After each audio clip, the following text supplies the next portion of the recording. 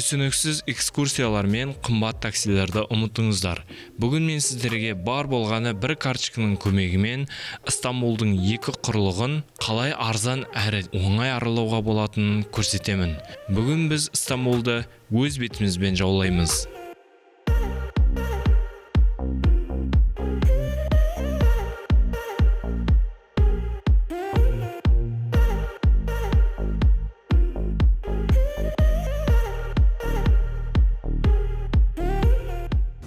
Стамбулда қоғамдық көліктердің барлығымен, осындай Стамбул картымен оңай жүруге болады. Енді осы Стамбул картына қалай толтырамыз? Осындай терминал табамыз. Мынандай ақша салатын болу керек, міндетті түрде. Осы жерге Стамбул картыңызды қоясыз. Мына балансыңыз шығады сіздің 74-те 39 қалған. Міне осыған ақшаны саласыз. Мысалы үшін 200 лира. 224, 28 уақыт кетіп жатыр. Болды, маған салынды. 274 болды. Міне, қиындығы жоқ. Осылай, дәл осылай. Стамбул картаны толтырып, автобустармен, паромдармен, метромен, бәрімен осылай оңай жүре беруге болады.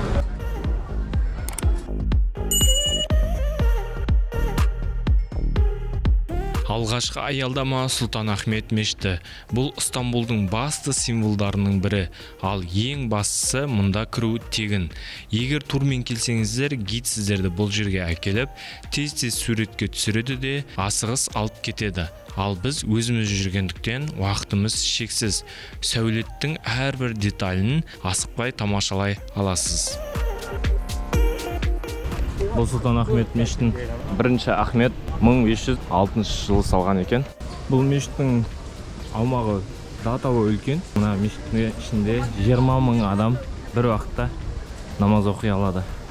Осы видеода байқағандарыңыздай терезе өте көп. Қанша терезе бар деп ойлайсыз? Бұл желдету оңай болу үшін, желдету ыңғайлы болу үшін жасалған. Ойлаңыздаршы, бұл мешіттің ішінде 260 терезе бар екен. Бұл жерде күмбездері де баршылық, кішкене күмбездері бар және үлкен күмбезі де бар екен. Бұл мешіттің құрылысын 1609 жылы бастап, 1616 жылы аяқтаған екен. Сұлтанахметтен шығысымен дәл қасында орналасқан әйгілі Айя София мешітіне бет аламыз. Бүгін күн жұма. Айя София мешітінде жұма намазын оқу берейін деп тұр. Және бір жағынан сіздерге әйгілі Айя София мешітін көрсететін боламын. Кіреберісте адамдар сұрап жатыр, намаз оқисың ба, оқымайсың ба деп. Тек қана намаз оқитындарды кіргізіп жатыр. Қазір жұма намазы болады. 1-15 кеткенде азан деп айтып жатыр. Қандай жамылған әйелдер спокойно кіріп бара жатыр да, жамылмаған әйелдер осылай. Бұл жерден кассадан ақшаға сатып алып жатыр. Үлкен орамал 200 лира тұрады. Кішкентай тек қана ұқтай орамал басыңызды жабатын. Ол 30 лира. Үстіңізді полностью жабатын 450 лира. Осындай сіздерде шағын проблема болмас үшін өздеріңізбен бірге орамал немесе хиджаб әйелдеріңізге, қарындастарыңызға жабық киім алып келіңіздер. Себебі олсыз мына жаққа кіргізбейді. Туалет керек болып жатса осындай знакпен қарап-қара қоясыздар. Әйел адамдарға да бар, ер адамдарға да бар. Тақаратхана міне толып тұр. Айнала осы жердің барлығы тақаратхана. Дәрет алам десеңіздер, барлық жағдай жасалған. Кәдімгідей мешіт қой.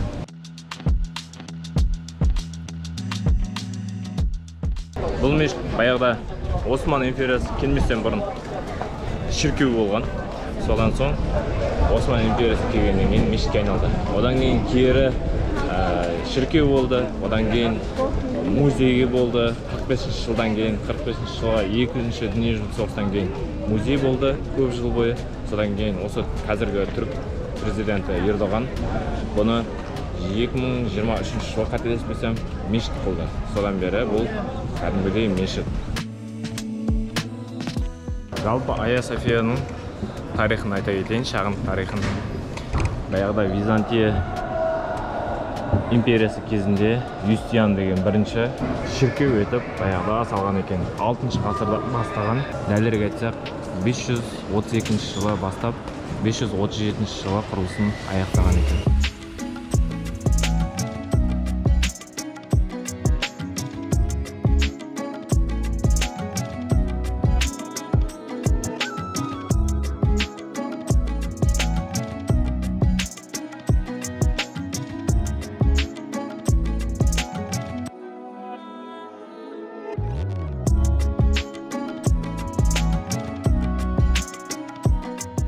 Жалпы үлкен осындай мешіттерден шығудың лайфхагы.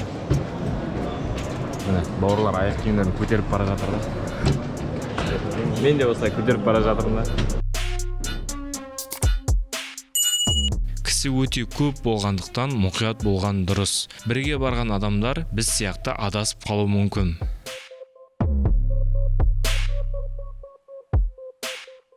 Айя София мешітінен шықтым, жұма намазынан. Әйелім жоғалтып алдым. Келісілген жерде жоқ. Енді білмеймін, нәлістен болды. Қайдан табарымды. Қазір ойлап тұрмын, шамамен кафеге барамыз деп, тамақ ішетін жерге. Мүмкін ол жұмадан ертерек шығып, сол кафеге кетіп қалған болар деп ойлаймын. Ол кафеде жоқ болса, білмеймін. Қайдан табуға болады? Қайдан табуға? Кафенің ішін қарап шықтым, кафеде жоқ. Міне менің әйелім табылды. Ал егер Айя София мен көк мешітке жоғарыдан керемет көрініс ашқыңыз келсе, жақын жердегі Seven Hills террасына көтеріліңіздер. Кешкі асты қай жерден ішем десеңіздер, осы жер таптырмас орын.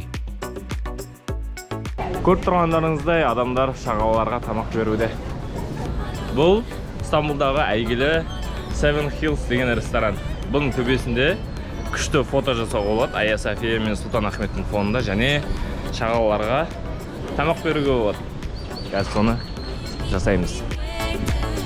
Және де сіздерге шағын кеңес. Бұл жерде жел қатты соғатындықтан қыздарға етік кигенде мұқият болуға кеңес беремін.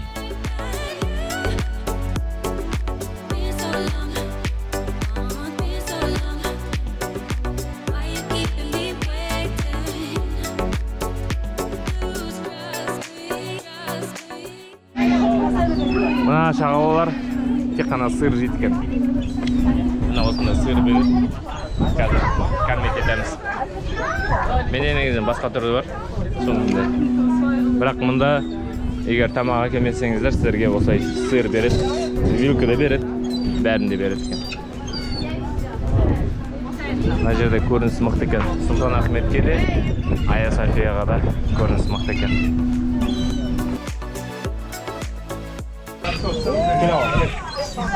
Базар жоқ, базар. Кел.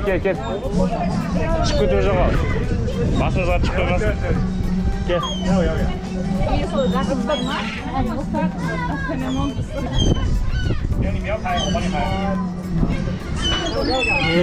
Базар жоқ.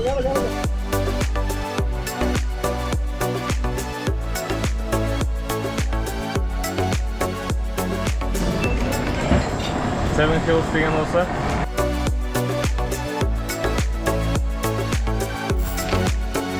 Келесі локациямыз Топкапы. Бұл жерге кірмей жатып есік алдында осындай шоу болып тұрады.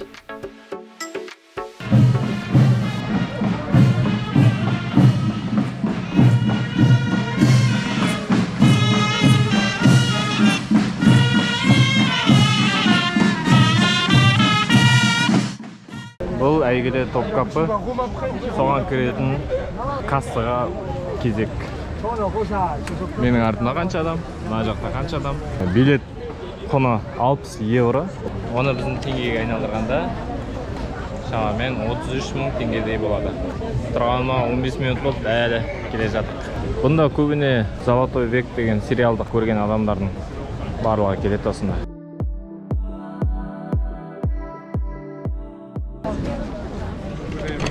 Билет алынды, енді аудиогид. Бұл жерде аудармашыны тегін береді.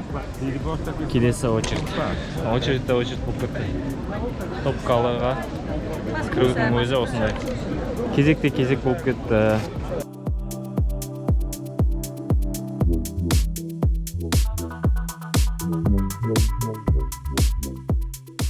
Топкапы Осман империясының 400 жыл бойы сұлтандары өмір сүрген және мемлекет басқарған тарихи орын. Қазір бұл қаланың басты мұражайларының бірі. Мұнда сіз Осман сұлтандарының алтын, гаухармен безендірілген қазынасын, қару-жарақтарын, пайғамбарымыздың қасиетті жәдігерлерін, әйгілі гаремді және Босфор бұғазына ашылатын керемет көріністі тамашалай аласыз.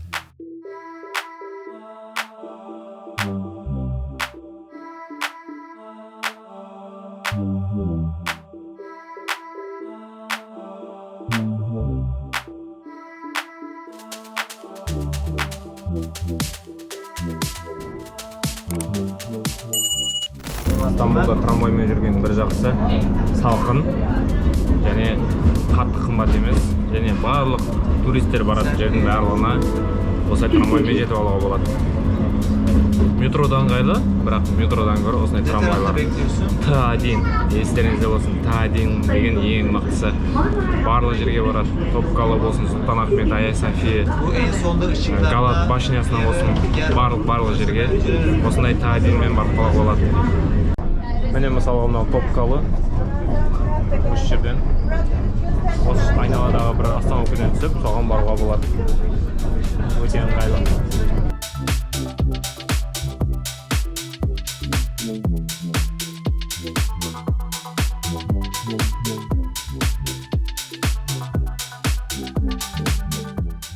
Бұл Мысыр стилінде жасалған.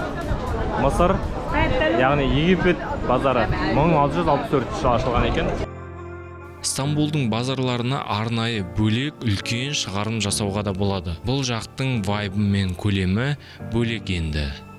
Бұл жердің түріктері саудаға жатып алған бұл. Сені айналдырып, қалай да сенен бір өзіне пайда алып қалуға тырысады да тұрады.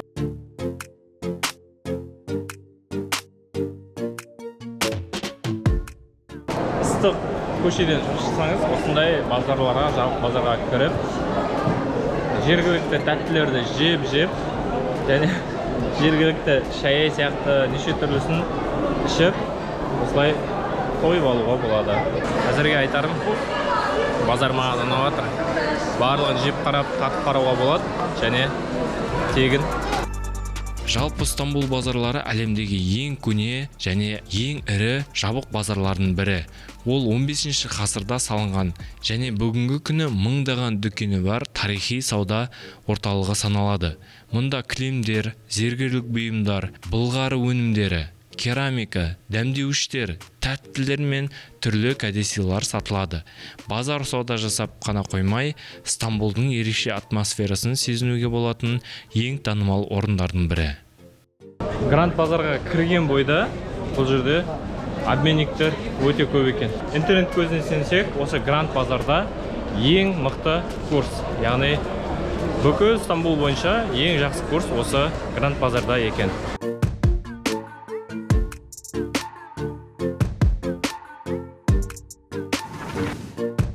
Гранд базарының қасында Сүлеймани мешіті орналасқан. Бұл мешітте тарихқа толы жерлердің бірі. Бұл Сүлеймани деген атақты мешіт.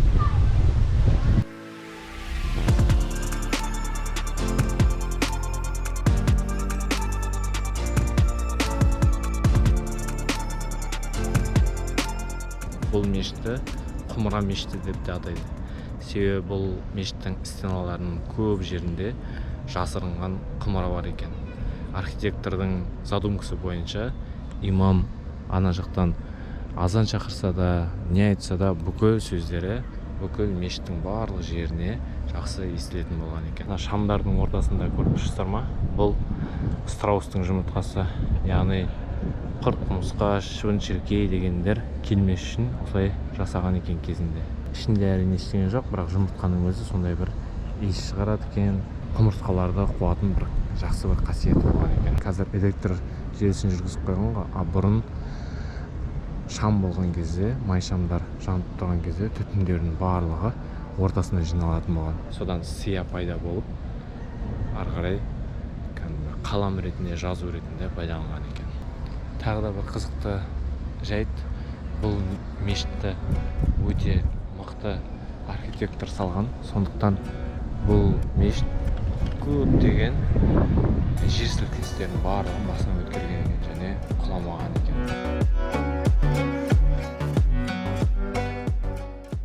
Ал бұл Сүлеймен мешітінің артындағы Сұлтан Сүлейменнің кесенесі және оның әйелі Хөрөмдікі жабық тұр. Қазір бұның ішіне көрейік.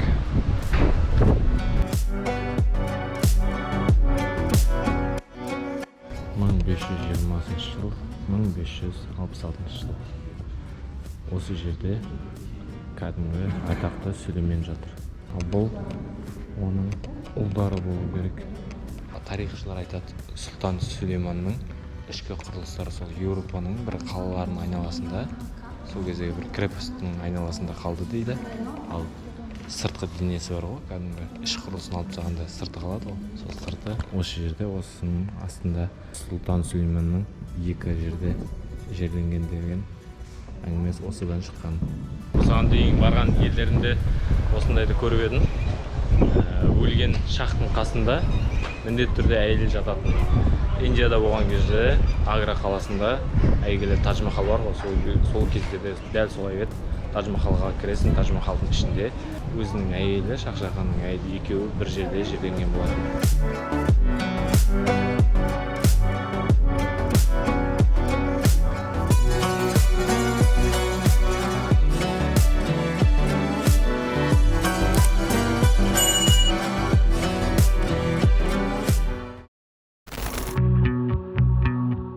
Барлығы білетіндей, Стамбулда футбол десе, түріктер ішкен асын жерге қояды. Сол себепті аздап болса да футбол тақырыбын қозғап кетсек. Біздің Бақтияр Зайнеддинов ойнаған Бешикташ стадионы. Стамбулдағы ең үлкен стадиондардың бірі және ең үлкен атақты клубтардың бірі. Бешикташ командасының магазиніне келдім. Өкінішке орай мына жақта Бақтияр Зайнеддиновтың біздің Батеканың несі жоқ, формасы жоқ, бірақ басқаларынікі бар екен. Қазіргі уақытта бұл командада ойнамайды, сондықтан алып тастаған ғой енді. Бірақ дегенмен Бақтияр Зайнеддиновтың арқасында осы Бешикташқа жанкүйер боламыз ғой. Қай уақытта да. Бешикташ футбол клубының дәл қасында Далмабақчы деген керемет жер бар. Менің артымдағы бұл Далмабақчы деген Стамбулдағы үлкен сарай. Билет құны біздерге, яғни туристердің барлығына 1800 лир. Ал өздерінің жергілікті халықтар үшін, түріктер үшін, яғни 240 лира. Егер сіз Стамбулда оқитын студент болсаңыз, студенттік карточкаңыз арқылы 240 лираға кіруге болады. Бұл Стамбулдағы Босфор жағалауын әдемі жағалай орналасқан үлкен ғимараттардың бірі.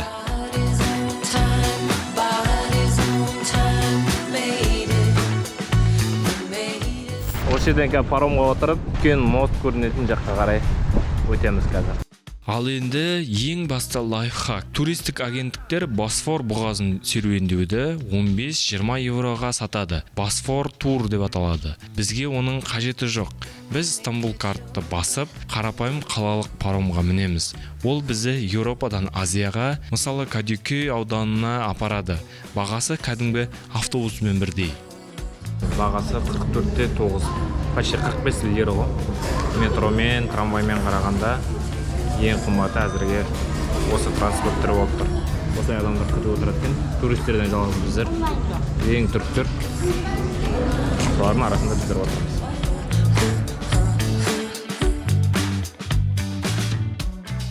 Осы Стамбулда мысықтар рахат кез келген жерде жүре береді.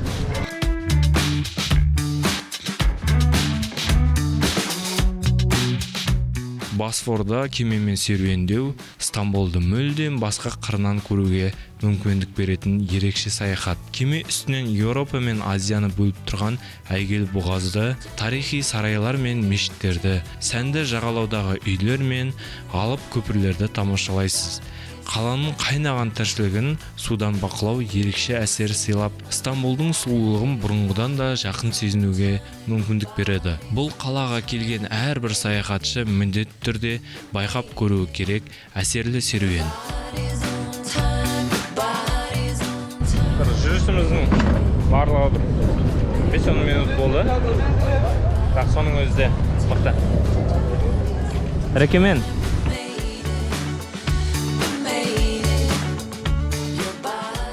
Ал бұл Ордакой деп аталатын Стамбулдағы ең инстаграмный жерлердің бірі. Бұл Ордакой деген жерде, Ордакой мешіті, аты солай аталады. Өте әдемі, өте ескі мешіттердің бірі.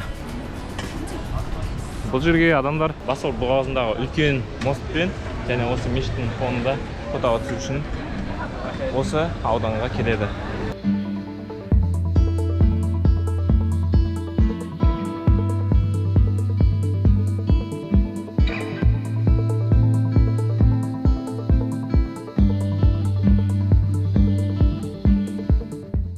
Осылай бір жақсы бір кемеге мініп, 2 остановка, 3 остановка немесе кері қайтып келіп, осылай жүре беруге болады. Кейбір адамдар ұйықтап отыр.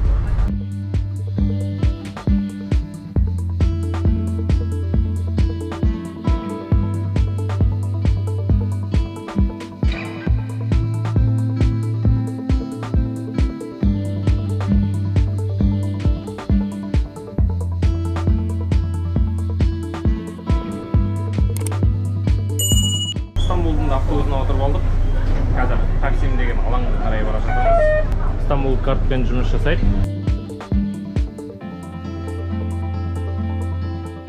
Таксим алаңы Стамбулдың ең танымал әрі ең қарбалас орындарының бірі. Бұл алаң ең маңызды ескерткіштерінен басталады.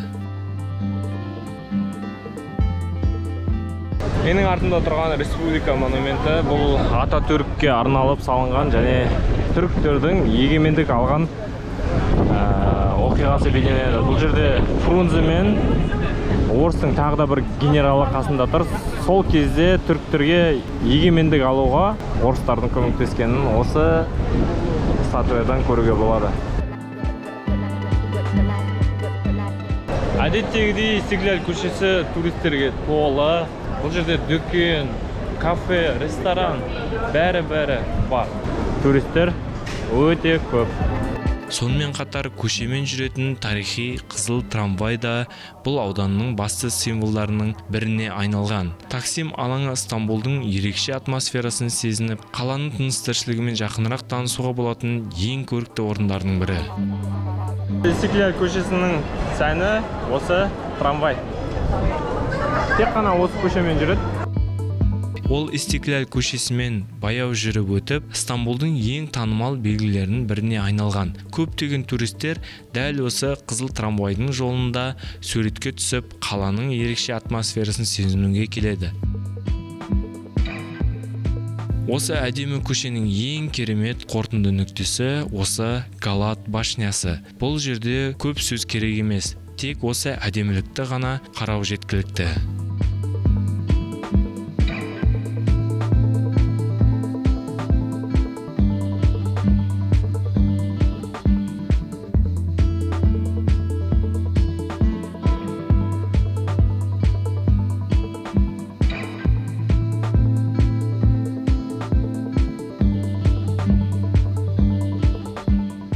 Достар, мен қаланы шарлап шаршадым, бірақ өте бақыттымын. Өз бетіңмен жүргенде сен ешкімге тәуелді емессің.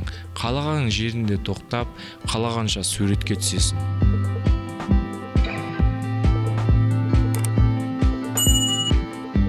Келесі бөлімде біз ең дәмді тақырыпқа көшеміз. Стамбулда all-inclusivesiz қалай қарын тойдыруға болады? Ең арзан көше тағамдары, балық, екмек және түріктер өздері тамақтанатын жасырын дәмханалар туралы айтамын. Каналға жазылып, қоңыраушаны басуды ұмытпаңыздар.